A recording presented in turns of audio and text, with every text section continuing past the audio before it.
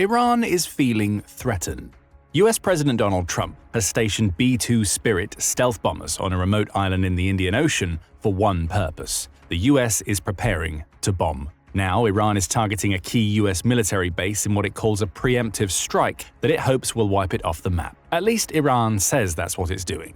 But the reality may be that Iran isn't even capable of reaching the far-flung island, never mind attacking it. It all started with a letter written by Trump. In that letter, Trump called for Iran to come to the table for direct negotiations over its growing nuclear program. For years, Iran has wanted to build a nuke that would allow it to project power over the Middle East, ensuring it becomes one of the most important voices in the region's geopolitics. It's not there, but Iran is getting closer. It's already enriching uranium up to 60% U-235, with most nukes requiring 90% U-235 to be operable. It's installing centrifuges and no longer cooperating with the Joint Comprehensive Plan of Action, or JCPOA, set up by the US, Russia, France, and the UK to monitor its activities. Iran is getting closer to a nuclear device, and Trump happy about it. However, you could argue that this is a problem of Trump's own making. During his first stint as US president, Trump removed the US from the JCPOA, preferring instead to target Iran with a massive number of sanctions designed to cripple its economy. Trump's plan is somewhat working on the economic front, however.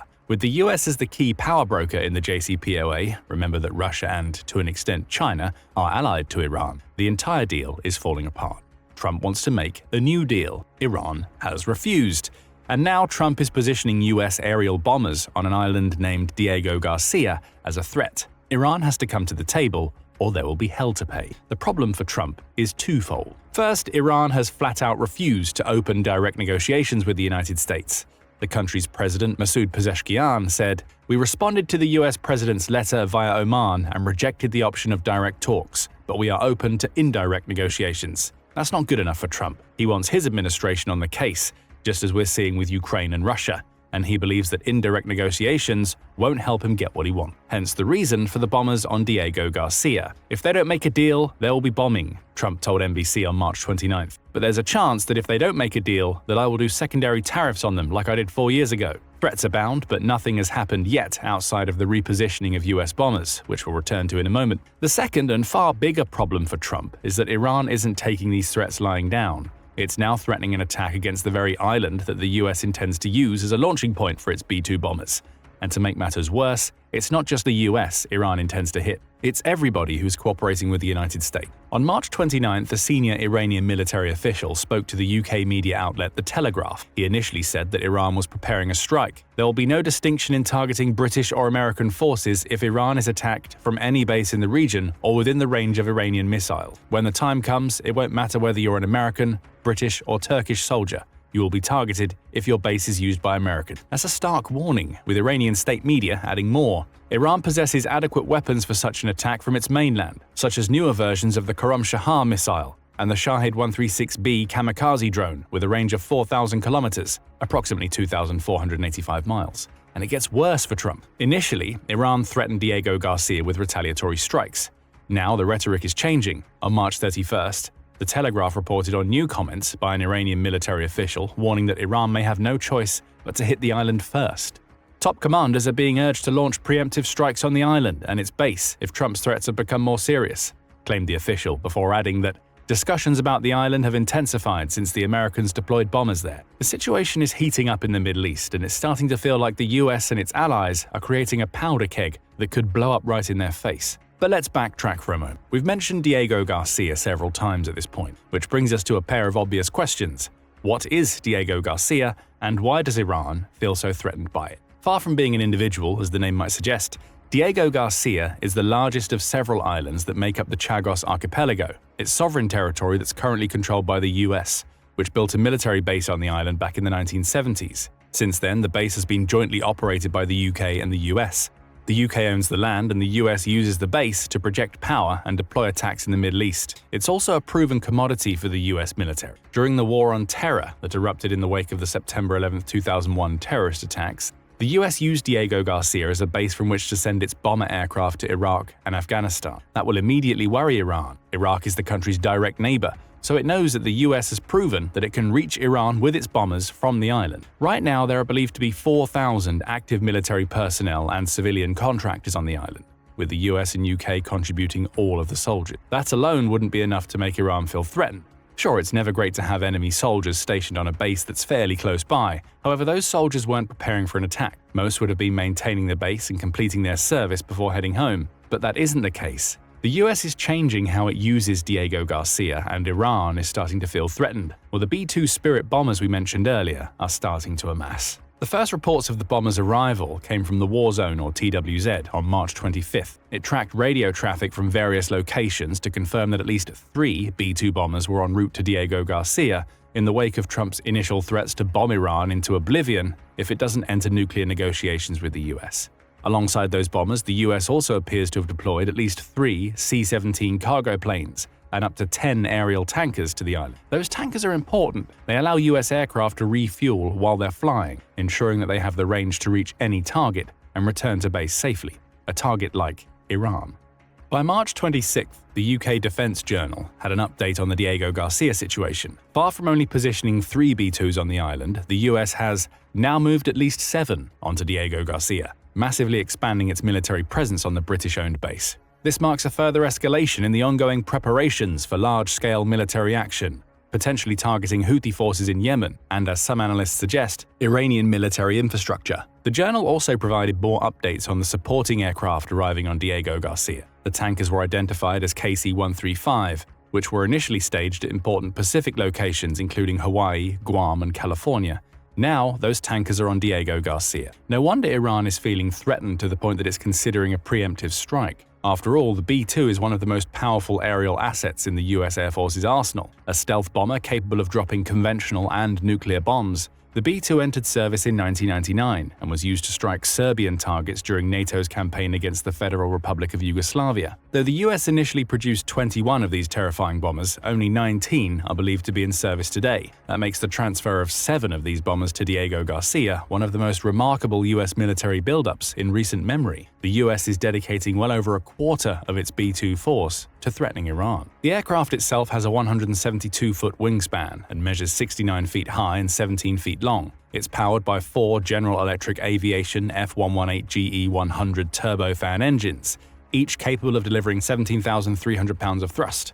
That gives the B-2 the ability to hit high subsonic speeds that are just shy of the speed of sound over a range of 6,900 miles. You can add a few extra thousand miles to that range thanks to the aerial tankers the US has installed on Diego Garcia. The aircraft also has a flight ceiling of 50,000 feet, which can put it out of the range of the majority of air defenses Iran could deploy against it. But perhaps the most worrying thing about the B-2, from an Iranian perspective, is its potential loadout. On the conventional side, the B-2 is a versatile aircraft. It can carry up to 80 Mark 62 sea mines, each weighing 500 pounds. Iran won't be worried about them.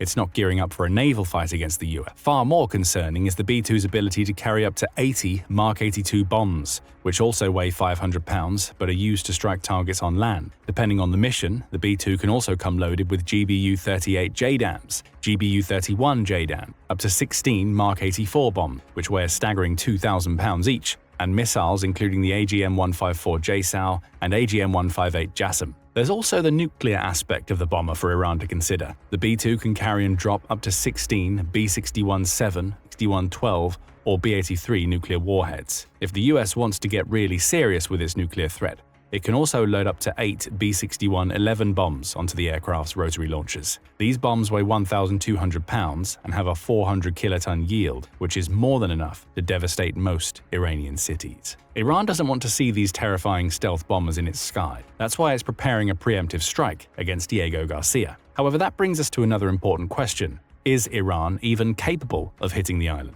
It's a difficult ask because Diego Garcia isn't stationed anywhere near Iran. It's nestled in the Indian Ocean, with TWZ noting that the island is some 2,538 miles away from Iran's southern border. That's not a problem for the US. Its B-2s can travel more than twice that distance and pretty much triple it with the help of aerial tankers. That ensures the B-2s can conduct bombing campaigns practically anywhere in Iran and still make it back to base without any issues. Iran's attacking options are a little more limited. In his statement to The Telegraph, the unnamed Iranian official suggested that Iran has missiles that can hit Diego Garcia, specifically mentioning the newest version of the Khorramshahr. However, it seems like the official may not have been wholly accurate in his description. He was likely talking about the Khorramshahr 4, which Iran unveiled in May 2023. The missile uses hypergolic fuel, which can be stored in tanks for several years, and contributes to the missile having a launch preparation time of just 12 minutes. So if Iran wanted to launch its preemptive strike using the missile today, it would have no problems doing so.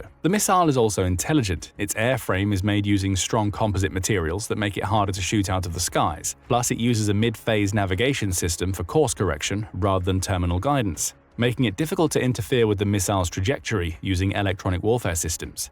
There's just one problem for Iran. The Khorramshahr 4 only has a 1,242-mile range.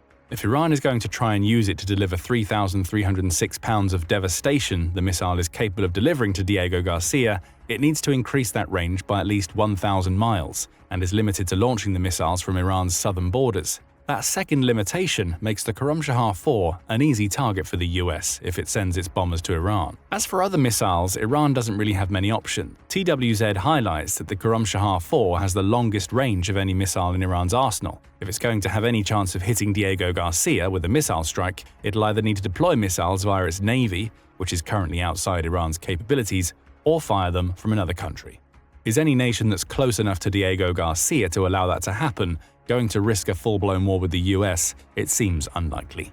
Still, the Iranian military official suggested another option, Shahid drone, specifically the Shahid 136B kamikaze drone. The official claims that the drone has a range of 2,485 miles, which is just enough for it to reach Diego Garcia if launched from Iran's southern border. The drone is also portable enough to be launched from ships, giving Iran the option of positioning its vessels in the Indian Ocean to stage its preemptive assault. Iran's issue here is that the drones may not have the attacking force they need to cause any serious damage to the B-2s being stationed on Diego Garcia. The Shahid 136B upgrade over the country's original Shahid 136s. However, those upgrades aren't extensive enough to substantially boost the original drone's speed, which is just 115 miles per hour. Not only can the Shahid 136B not sustain that top speed for the entire trip from Iran to Diego Garcia, but it wouldn't matter if it could. The drones are far slower than the B-2 and can't reach anywhere near the same service ceiling. If Iran were to use them, the US could counter by loading its B-2 bombers with anti-air missiles that can shoot the drones out of the skies.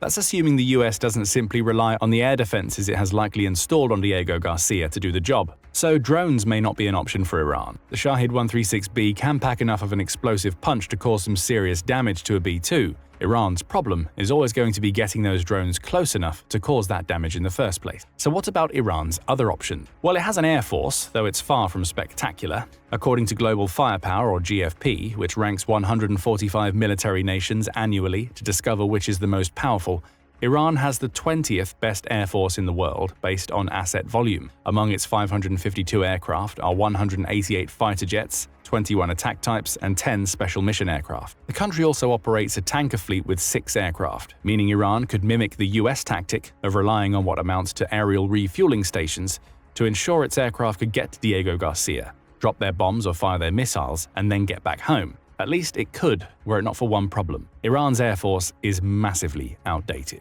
Take its fighter jets as an example. The current jewel in the Iranian aerial crown is the small stock of F-4 Phantom IIs it has in its arsenal. These jets were built in the US and debuted way back in 1958. Back then, the F-4 Phantom II was a monster. It broke 16 world records for altitude and speed between 1959 and 1962. However, an impressive jet from almost 70 years ago isn't going to do much against the US and its far superior air force. Plus, it's unlikely that the F-4 would even manage to make it to Diego Garcia. Granted, it has a range of 1,750 miles, which could be boosted by Iran's aerial tankers. However, it's not a stealth jet and will be easily detected by the US when it's en route, meaning it's liable to get blown out of the skies before it could do any damage. Iran's other aerial assets include the F-14 Tomcat, which was made famous in Top Gun and is at least a little more up-to-date than the F-4, and the F-5E Freedom Fighter. But again, both of those jets are American-made and a long way behind what the US is capable of deploying today. The US also understands these jets inside and out, meaning it can easily counter any threat they might pose. Beyond that, Iran can only field Soviet-era aircraft from Russia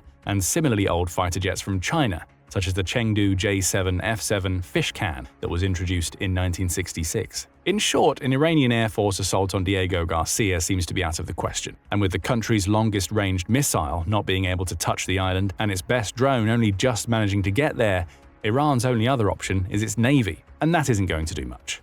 GFP says Iran has the world's 34th strongest navy in terms of total assets, though its rank rises to 15th when taking tonnage into account. It has 107 vessels capable of displacing 223,395 tons of water. These vessels are typically frigates, such as the IRIN Jamaran guided missile frigate and the IRIN Alvand, none of which can really test the far more powerful ships the US has at its disposal. Iran also lacks any aircraft carriers, meaning it can't bring its stockpiles of outdated fighter jets and bombers close enough to Diego Garcia, to the point where they could do some damage. Granted, Iran has submarines.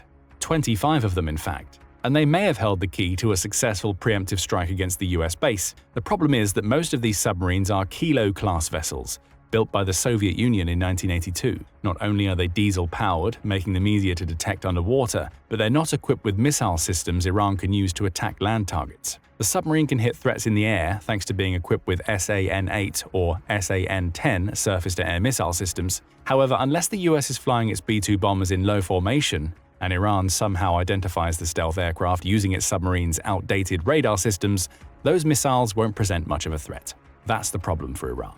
It's talking a big game about launching a preemptive strike against Diego Garcia. However, unless it has some sort of hidden trick up its sleeve, the reality is that most of its weapons aren't up for the job. Iran's longest-distance missile can't reach the island base. Its best drone can, but it's slow-moving enough to be tracked and shot out of the skies before it ever reaches Diego Garcia. Plus, now that Iran has stated that a preemptive attack is possible, it's alerted the US to be on the defensive. That might mean that we see US destroyers and perhaps even aircraft carriers arriving at the base sooner or later. But what do you think about Iran's push for a preemptive strike on Diego Garcia? Is it even possible? And if it is, how do you think the US and the UK would respond? Share your thoughts in the comments, and remember to subscribe to The Military Show for more up-to-date commentary on the latest developments in the Middle East. Now go and check out Trump ready to bomb Iran into oblivion, or click this other video instead.